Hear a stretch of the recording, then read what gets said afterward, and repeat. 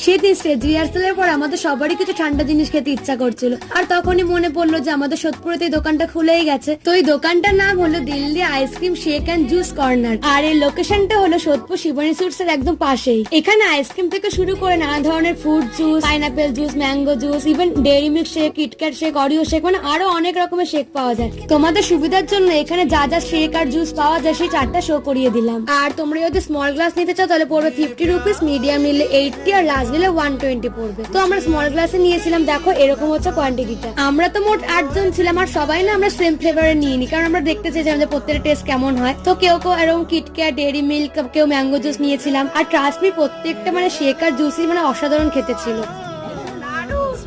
কেমন খেতে? আমাদের সবারই তো এটা খেতে ভালোই লেগেছে, তোমরাও কিন্তু একবার ট্রাই করতেই পারো।